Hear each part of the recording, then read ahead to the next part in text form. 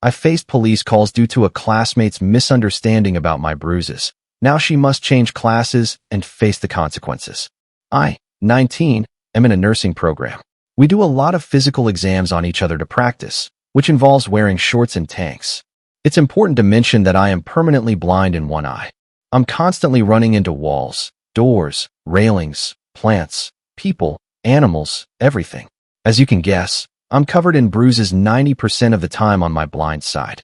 In the course one day, we were talking about signs of abuse, and the teacher said constant bruising. I raised my hand and added that it's important to talk to the patient, if they're an adult, before calling the police, as it could be something else. She asked for an example, so I rolled up my sleeve and explained that the bruises were from door handles of the school, which were varying colors and heights. She nodded and agreed.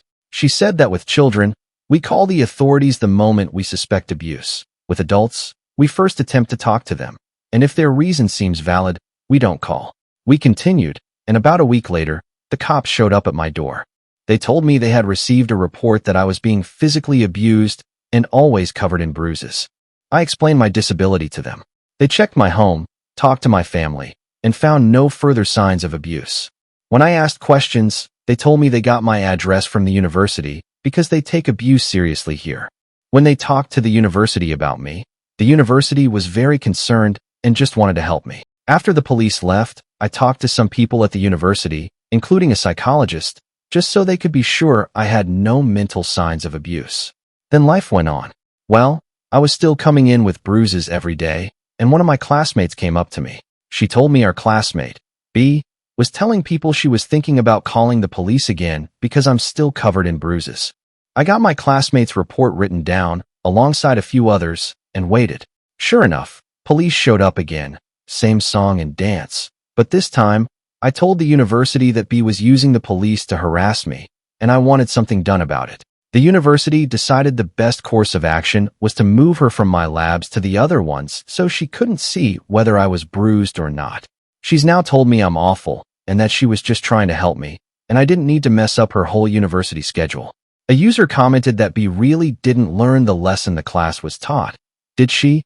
A lesson she needs to understand if she's going to work in this job. If she'd done what the teacher taught, talked to the adult, then none of this would have happened. She brought this on herself. Comment 1 said she was harassed, passing you by, carrying on calling the police. Once can definitely be out of concern, but after everything was checked out and you were safe, she decided to continue, so it's totally on her.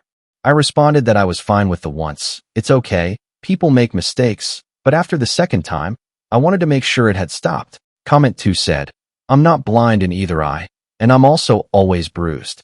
My legs and sides always have a big purple knot somewhere. It's a daily occurrence. Multiple doctors have said it's not a medical issue. I just have terrible spatial awareness for where my body is. I run into door handles, my work desk, and counters. I get my clothes caught on stuff all the time. It's entirely my own lack of attention and clumsiness. Comment 3 stated B knew about your disability and literally learned in class about talking with the patient before reporting. Additionally, B could be a serious danger to her patients if she did this with a DV case. The abuser may escalate when confronted by police, which can create a dangerous and potentially deadly situation. Comment 4 stated, B found out the consequences of 1, not believing you, and 2, not minding her own business. She needs to learn to rein that in, or she's not going to keep a job as a nurse with assumption-making skills like that. Comment 5 asked, genuine question, how do you get bruised almost every day? Do you have low sight in your other eye as well? Do you wear eyeglasses? I'm blind in one eye as well, by birth. I'm short-sighted, but I rarely get bruised running into things. I usually sprain my ankle due to not noticing uneven ground or hit my toe on the wall corners due to blind spots once or twice a year, but the peripheral vision and the angle at which I turn my head to keep my eye at center is more than enough to not bump into things so frequently. I replied I'm nearsighted in the other eye. Stuff on my left side is just impossible to see. Glasses get in the way of some of my peripheral vision. Keeping my head turned too long causes stiffness in my neck, and I have to be able to turn my head fast and quickly. As I said, while I get bruised a lot, it doesn't interfere with my job. It's something I've grown up with, and I bruise easily. I don't bump into anything at home, but in the outside world, I do. Comment 6. I ask this as a nurse, And I mean no disrespect, but are you sure that nursing is the best field for you, given that impairment? I answered yes. I love helping people, and I'm fully capable of the job. I'm the only one who ever gets injured in my daily life. LOL.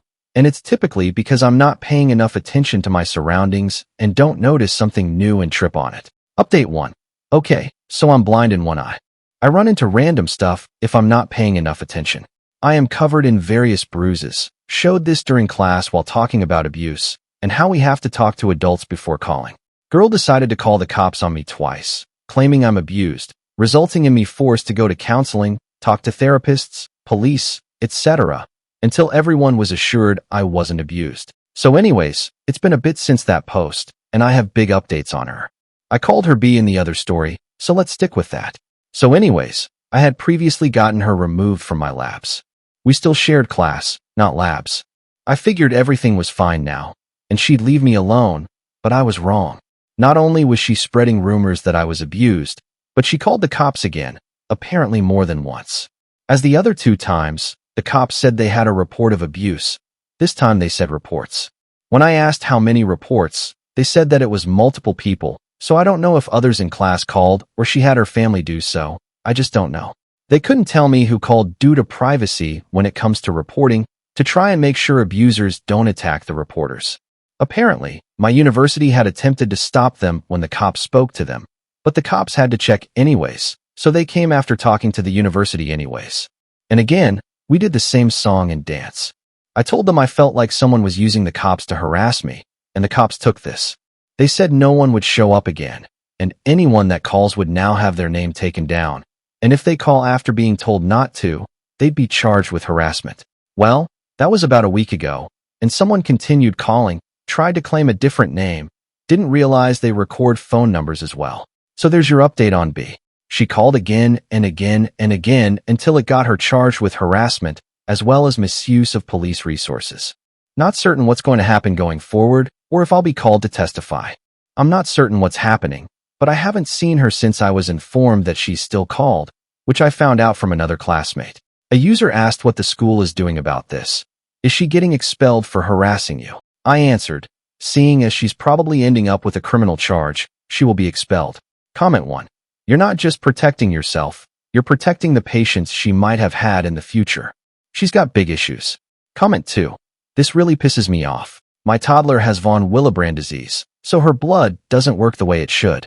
She is so covered in bruises all the time that she looks like a Dalmatian. She also has paper-thin skin, so she has many cuts in a day.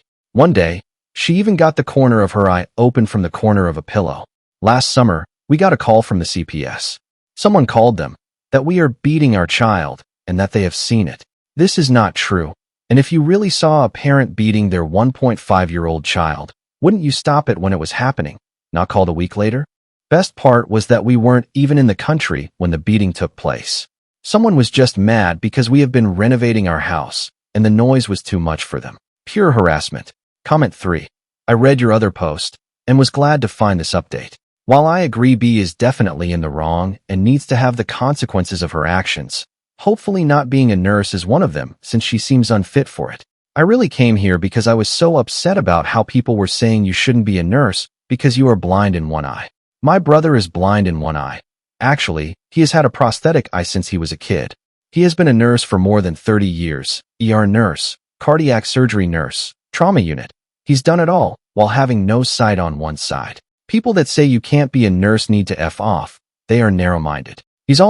My brother rides a motorcycle and has done since he was a teen. Do what makes you happy and F all the rest of them. Good luck on your career. Update 2. I don't know exactly where to start with this post, but I kind of want to give this update because I'm hoping it's the last one. So I made my last post only 12 days ago, and things have kind of gone down. Now I need to explain that quite a bit of this is secondhand because I luckily avoided the crazies. So basically, B does not know where I live, knows the general town, but nothing else. I did invite one girl in our class to my house to work on a project. She was the only person, other than the university, that knows where I live. B knows this because her and girl, who I'm going to call Rose, are kind of not related. Rose's cousin is married to BEA's cousin, so they knew each other prior to the program, but not really well. And Rose is also the one that told me about B still calling even after the police promised me they would not show up again, which they haven't. They just started taking down the numbers and keeping track of who called, when, and did they call after being told not to. So basically, B knew me and Rose were paired up for the project, knew Rose came to my house, did not know where the house was or what it looked like, just that it was in a town XKM away from where they were. They also knew the town name via Rose's mom. So I got warned by Rose that BEA's mom was going to try to find me to get me to drop BEA's charges. I'm not the one charging her, the police are. I have not pressed any charges, despite some people saying I should get a restraining order. Rose warned me, and I hid in my house and did not leave until Rose told me that BEA's mom had returned home. BEA's mom then proceeded to harass Rose in an attempt to get Rose to give BEA's mom my address, so she could knock on my door instead of driving around aimlessly hoping to spot me. Rose refused and deleted all texts between me and her to ensure that even if BEA's mom stole her phone and somehow got past the password, that she would never get my address. Rose then informed the university of the situation and had proof via text that the university had her print off and give to them and the police. The university security are now watching for BEA's mom's car and BEA's mom. Security is informed that if and when I'm at school, they are to escort me to and from my car. My car is also to be parked near cameras by order of the university until the situation dies down. Luckily, I'm at clinicals and not anywhere near the university. B was kicked out before clinicals, so has no idea which clinics the students are at or which I'm at. Had she stayed in longer, she'd have a literal list posted to the class page about where I'm at and where in the building I'm at. BEA's family apparently was informed by the police that any attempts to contact me would be harassment, so says Rose. Can't guarantee, but yeah, I kind of don't know how to feel. The next time I have to go to the university is for exams in like 3 weeks, so hopefully, BEA's family doesn't hold on to this that long. Until then, I'm safe in a building filled with security, locked doors, and places to run. The placement was also informed about this situation and, with pictures from Rose, who's at a different placement, are watching for BEA's family and has banned them from the premise in advance.